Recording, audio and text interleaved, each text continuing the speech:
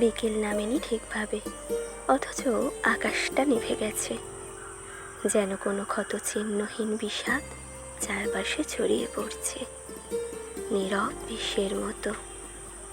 বাতাস ভারী ভারী ভিজে আছে না বলা শত প্রশ্ন, আর সেই প্রশ্নগুলো ঝরে পড়ছে আকাশের চুলছেরা ফাঁক গলে বৃষ্টির রূপে।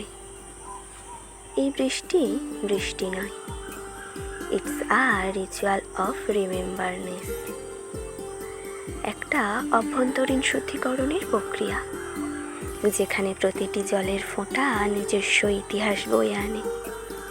অতীতের ছিন্ন মুহূর্ত, প্রিয়জনের অনুপস্থিতি, অসমাপ্ত চিঠি, ফেলে আসা গন্ধ, সব কিছু মিলে যেন এক অনন্ত শ্বাস জার্নি। আমি জানালার পাশে বসে আছি। বাইরের দৃশ্য অস্পষ্ট, জলে ভেজা কাঁচের ওপারে এক একটা মুহূর্ত অস্পষ্ট, ধোঁয়াটে অথচ তীক্ষ্ণ, যেন বৃষ্টির প্রতিফলনে আমি নিজেকেই দেখতে পাচ্ছি ভিন্ন ভিন্ন সংস্করণে, ভিন্ন ভিন্ন শূন্যতায়। হঠাৎ মনে পড়ে কোনো এক বৃষ্টি ভেজা দুপুরে কেউ বলেছিল, বৃষ্টি আসলে মনের গোপন দরজা খুলে দেয়, বুঝলে? মানুষ তখন কাঁদে না, কিন্তু কষ্ট ফোটে গন্ধ হয়ে। তখন বুঝিনি, এখন বুঝি। আমার শহরটা আজ মগ্ন, সিগন্যালের লাল আলো, চায়ের দোকানের ধোঁয়া, ফুটপাতে বসে থাকা ভিজে বাচ্চাটা, সব কিছু একটাই গান গাইছে। ভালোবাসা যে কোথায় হারাই জানো?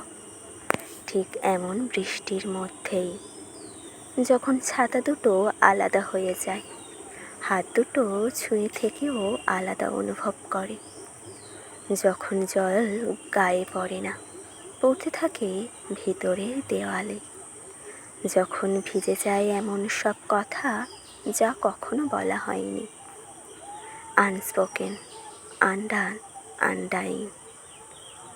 আর এই বৃষ্টি, সে শুধু ভেজায় না, সে উন্মোচন করে তোমার আড়াল করা যন্ত্রণা, কল্পনায় রচিত স্বপ্নভঙ্গ, নীলছে বিষণ্ণতা, সব তুলে আনে জলের ওপরে। এ যে এক অদৃশ্য স্বীকারোক্তির মুহূর্ত। আমি চোখ বন্ধ করি, কান পাতে টিপ টিপ শব্দ, একটা পুরনো গান বেজে ওঠে মনে, কারোর কণ্ঠে, নাকি মনের ভিতরে আমি ঠিক বুঝি না।